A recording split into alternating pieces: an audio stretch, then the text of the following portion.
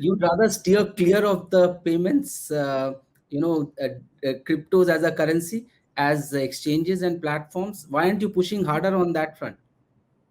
Look, I think it's all need based. Now, if you were to ask me in the local markets, the existing payment system that we have, UPI, for example, is 24/7. It does not matter what bank you are, you can plug into that same ecosystem, and it's instant. Now, can you replace that with something better?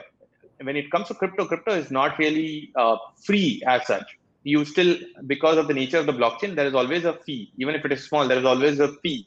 So there itself, this becomes a less efficient system for the payment system that exists in our country today. So I would never recommend a lesser efficient system. But now if you flip this from a currency point of view, let's think of remittance. Now remittance is where I would say cryptos come in really, really well, because the moment one of the stats, India gets about 40 to $50 billion in remittances every year. And this goes through a variety of banks to reach the families out here.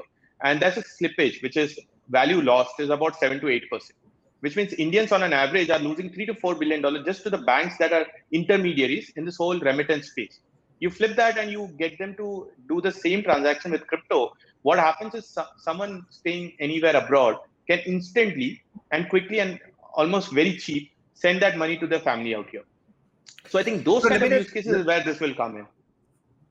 But Nishant, so look, you're right. All countries are trying to figure out what to do. Some countries, El Salvador says it's a legal tender. US says it's a MSB. Canada says it's a commodity. Australia says it's an asset.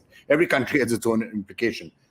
At least what is coming out in the press is that what happens if the government of India comes out with a crypto bill, which is what they're saying they might do. And they say we're going to ban all private cryptocurrencies,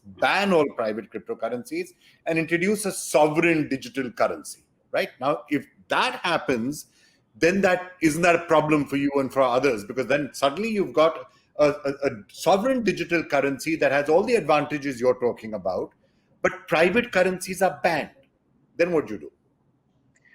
No, so see, I think it's good that we are at least discussing about CBDC, a sovereign currency, and the RBI just recently spoke about it. But this argument is a lot like saying, what happens if the government comes up with its own website? Do we need other websites? And I go back to my initial answer, which is every crypto has specific use cases. So maybe some use cases may not apply the moment you have a CBDC and it works, and that's great. But there are several other use cases, and I'll give you a simple example. If today I have to write a piece of code and deploy it on the Ethereum blockchain, for example, the only way I can do that is I need to use Ether. So what happens in a country where you say that you can't use any other crypto is no one can participate in the entire Ethereum blockchain ecosystem, and you can't have startups built on top of that. So I don't think this is a 0 or 1 where you have a CBDC of a country coming in and say that you can't use other crypto, because they have very separate use case. It's a lot like saying if Google comes in, what do we do? Can we have Uber or Ola operating? They're two different set of reasons why they were created. And that's the same thing with a CBDC versus, for example, an Ethereum or a Bitcoin. They're very separate use cases.